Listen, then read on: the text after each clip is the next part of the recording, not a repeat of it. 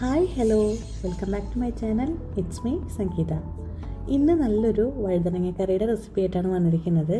നല്ല ടേസ്റ്റി ആയിട്ടുള്ള, ഉണ്ടാക്കാനായിട്ടും വളരെ എളുപ്പത്തിലുള്ള ഒരു കറിയാണ്.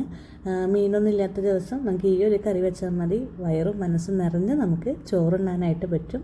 അത്രയും രുചിയാണ് കേട്ടോ. അപ്പോൾ എങ്ങനെയാണ് ഉണ്ടാക്കുന്നതെന്ന് നോക്കാം. വീഡിയോ സ്കിപ്പ് ചെയ്യാതെ മുഴുവനായിട്ട് കാണുമെന്ന് പ്രതീക്ഷിക്കുന്നു. വീഡിയോ ഇഷ്ടമായിട്ടുണ്ടെങ്കിൽ നിങ്ങളുടെ ഫ്രണ്ട്സിനും ഫാമിലിക്കൊക്കെ ഒന്ന് ഷെയർ ചെയ്ത് കൊടുക്കാനും മറക്കരുത്. അപ്പോൾ എങ്ങനെയാണ് കറി ഉണ്ടാക്കുന്നതെന്ന് നോക്കാം. കറി ഉണ്ടാക്കാനായിട്ട് വഴുതനങ്ങയും തക്കാളിയും ഞാനിവിടെ എടുത്തു വെച്ചിട്ടുണ്ട്. ഞാൻ ഈ വലിയ വഴുതനങ്ങയാണ്, എഗ് പ്ലാന്റ് ആണ് എടുത്തിരിക്കുന്നത്. അത് കാരണം കൊണ്ട് ഒരെണ്ണം മതിയാവും.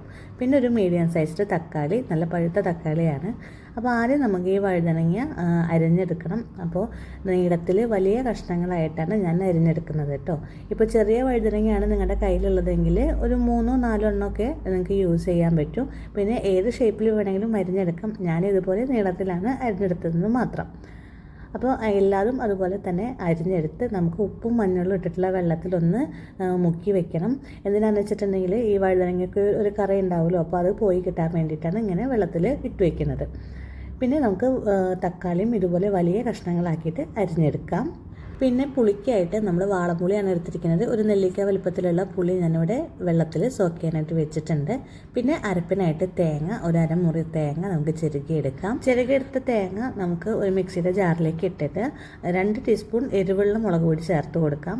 പിന്നെ വേണ്ടത് മല്ലിപ്പൊടിയാണ്. മല്ലിപ്പൊടിയും 2 ടീസ്പൂൺ സെയിം അളവിൽ തന്നെയാണ് എടുത്തിരിക്കുന്നത്. 2 ടീസ്പൂൺ മല്ലിപ്പൊടി. പിന്നെ വേണ്ടത് ഒരു 4 ചുള ചെറിയുള്ളിയാണ്. പിന്നെ ഒരു ചെറിയ പീസ് ഇഞ്ചി ചെറിയ കഷ്ണങ്ങളാക്കിയിട്ട് അരിഞ്ഞിട്ട് കൊടുക്കുന്നുണ്ട്. പിന്നെ ആവശ്യത്തിന് വെള്ളം ഒഴിച്ച് നല്ലപോലെ ഒന്ന് അരച്ചെടുക്കാം. നല്ല മഷി പോലെ നമുക്ക് അരച്ചെടുക്കണം കേട്ടോ. അപ്പോൾ ആദ്യം കുറച്ച് വെള്ളം ഒഴിച്ചിട്ട് ഞാൻ അരച്ചെടുത്തതിന് ശേഷം പാകത്തിന് വെള്ളം ഒഴിച്ചിട്ട് നല്ലപോലെ അരച്ചെടുത്തിട്ടുണ്ട്. ഇപ്പോൾ കറിയിലേക്കുള്ള അരപ്പ് ഇവിടെ റെഡി ആയിട്ടുണ്ട്. ഇനി നമുക്ക് കറി ഉണ്ടാക്കാൻ തുടങ്ങാം. ഞാനൊരു മൺചട്ടിയാണ് എടുത്തിരിക്കുന്നത്. സ്റ്റൗവിലേക്ക് വെച്ച് ചൂടായിട്ട് വന്നു കഴിഞ്ഞപ്പോൾ 1 ടേബിൾ സ്പൂൺ വെളിച്ചെണ്ണ ചേർത്ത് കൊടുത്തിട്ടുണ്ട്. ഇതിലേക്ക് നമ്മൾ വെള്ളത്തിലിട്ട് വെച്ചിരുന്ന വഴുതനങ്ങ ഒന്ന് പിഴിഞ്ഞ് വെളിച്ചെണ്ണയിലേക്ക് ചേർത്ത് കൊടുക്കാം. എന്നിട്ട് ലോ ഫ്ലെയിമിൽ വെച്ചിട്ടൊന്ന് വഴറ്റിയെടുക്കുക. ഈ വഴുതനങ്ങ ഇപ്പോൾ നല്ല ഹാർഡായിട്ടിരിക്കുന്നതൊക്കെ ഒന്ന് സോഫ്റ്റായി ഈ കളറൊക്കെ ഒന്ന് ചേഞ്ച് ചെയ്ത് നന്നായിട്ടൊന്ന് വഴണ്ട് വരണം. ചെറുതായിട്ടൊന്ന് സോഫ്റ്റായിട്ട് വരണം. നമ്മൾ ഫ്രൈ ചെയ്തെടുക്കൊന്നും ചെയ്യില്ല, ഇതുപോലെ ഒന്ന് വഴറ്റിയെടുത്താൽ മതിയാവും കേട്ടോ. ഒരു 2-3 മിനിറ്റ് നേരം നന്നായിട്ടൊന്ന് വഴറ്റിയെടുത്തിട്ടുണ്ടെങ്കിൽ വഴുതനങ്ങയൊക്കെ ഇതുപോലെ കളറൊക്കെ ചേഞ്ച് ചെയ്ത് നല്ല സോഫ്റ്റായിട്ട് കിട്ടും. അപ്പോൾ ഇത്രയും മതി. ഇപ്പോൾ വഴുതനയൊക്കെ നന്നായിട്ട് വഴണ്ട് വന്നിട്ടുണ്ട്. ഈ ഒരു രീതിയിൽ എടുത്താൽ മതി. ഇനി നമുക്ക് ഇതിലേക്ക് വേണ്ട ബാക്കിയുള്ള ഇൻഗ്രീഡിയൻസൊക്കെ ചേർത്ത് കൊടുക്കാം. ആദ്യമായിട്ട് ചേർക്കുന്നത് മഞ്ഞൾപ്പൊടിയാണ്. നമ്മൾ അരയ്ക്കുമ്പോൾ മഞ്ഞൾപ്പൊടി ചേർത്തിരുന്നില്ല.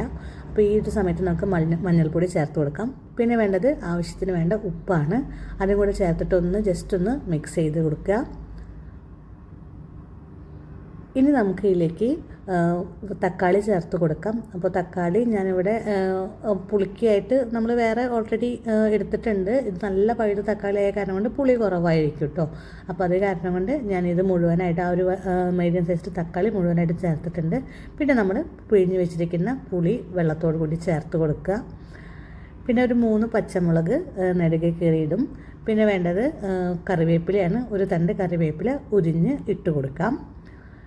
ഇതെല്ലാം കൂടെ ഒന്ന് ജസ്റ്റ് ഒന്ന് മിക്സ് ചെയ്യാം.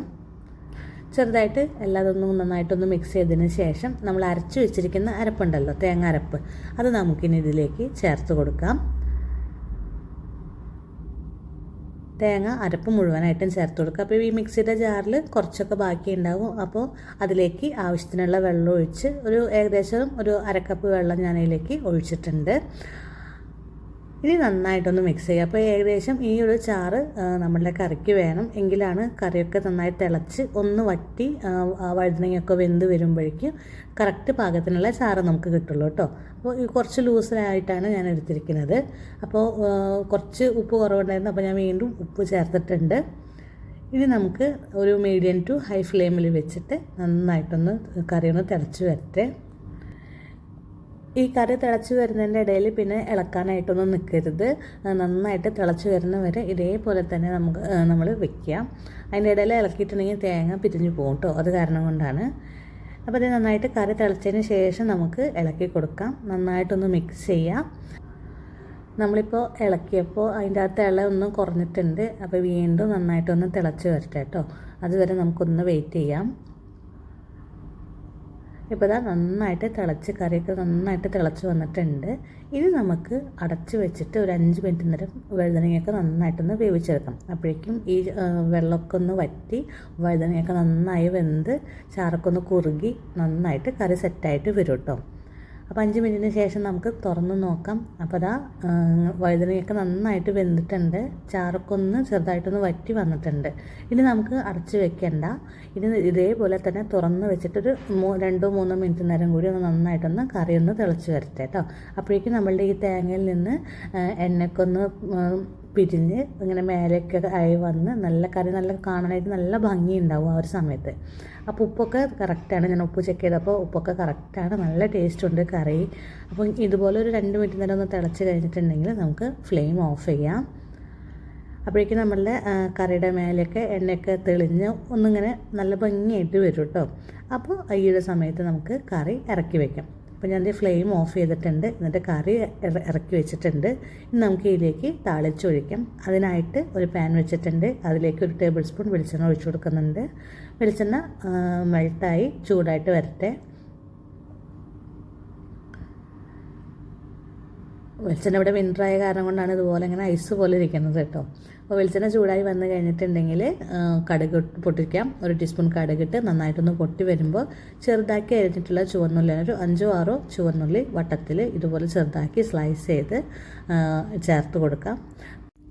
ചുവന്നുള്ളി നന്നായിട്ടൊന്ന് മൂത്ത് ഏകദേശം ഒരു ഗോൾഡൻ ബ്രൗൺ കളറിന് ആയി വരണം. അതുവരെ ഒന്ന് ഇതുപോലെ ഇളക്കി കൊടുത്തുകൊണ്ടിരിക്കുക. എങ്കിൽ ഒരേപോലെ എല്ലാ ഉള്ളിയും വറുത്ത് കിട്ടുള്ളൂ കേട്ടോ നമുക്ക്. ഇപ്പോൾ കളറൊക്കെ ചേഞ്ച് ചെയ്ത് നന്നായിട്ടൊന്ന് സ്ലൈറ്റ് ബ്രൗൺ കളറായിട്ട് വന്നിട്ടുണ്ട്. ഇനി നമുക്ക് ഇതിലേക്ക് വേപ്പില ചേർത്ത് കൊടുക്കാം, ഒരു 2 കറിവേപ്പില.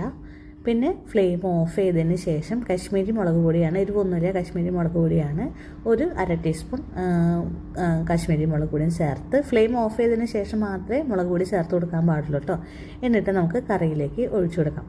താളിച്ചൊഴിക്കുന്ന സമയത്ത് ഞാനൊന്ന് ക്യാമറ ഓണാക്കാനായിട്ട് വിട്ടുപോയിട്ടുണ്ടായിരുന്നു. അപ്പോൾ ഞാൻ താളിച്ചിട്ട് കറിയിലേക്ക് ഒഴിച്ചിട്ടുണ്ട്. ഇനി നമുക്കിത് ഉടനെ തന്നെ ഒന്ന് അടച്ച് വെക്കാം. ഒരു 10 മിനിറ്റ് നേരം ഇതുപോലെ ഒന്ന് റെസ്റ്റ് ചെയ്യാനായിട്ട് വെക്കണം. എങ്കിലേ ആ താളിച്ചൊഴിച്ചതിൻ്റെ ഒരു സ്മെല്ലൊക്കെ കറിയിലേക്ക് ഇറങ്ങി നമ്മളെ കറി നെക്സ്റ്റ് ലെവൽ ടേസ്റ്റിലേക്ക് എത്തുള്ളൂ കേട്ടോ. അപ്പോൾ എല്ലാവരും ഒന്ന് ഈ കറി ഒന്ന് ട്രൈ ചെയ്ത് നോക്കണം. നല്ല ടേസ്റ്റി ആയിട്ടുള്ളൊരു കറിയാണ്. ചൂട് ചോറിൻ്റെ കൂടെയും അതുപോലെ ചപ്പാത്തിയുടെയും പൊറോട്ടയുടെ ഒക്കെ കൂടെ കഴിക്കാനായിട്ട് നല്ല ടേസ്റ്റാണ് കേട്ടോ ഈ കറി. അപ്പോൾ ഇന്നത്തെ വീഡിയോ എല്ലാവർക്കും ഇഷ്ടമായിട്ടുണ്ടാവുമെന്ന് വിചാരിക്കുന്നു. ഇഷ്ടമായിട്ടുണ്ടെങ്കിൽ നിങ്ങളെല്ലാവർക്കും ഒന്ന് ഷെയർ ചെയ്ത് കൊടുക്കാനും, ചാനൽ ആദ്യമായിട്ടാണ് കാണുന്നതെങ്കിൽ ഒന്ന് സബ്സ്ക്രൈബ് ചെയ്ത് സപ്പോർട്ട് ചെയ്യാനായിട്ട് മറക്കരുത്. ഇതുപോലുള്ള നല്ല നല്ല അടിപൊളി റെസിപ്പീസൊക്കെ ആയിട്ട് ഞാൻ ഇനിയും വരുന്നതാണ്. Stay tuned. Thank you.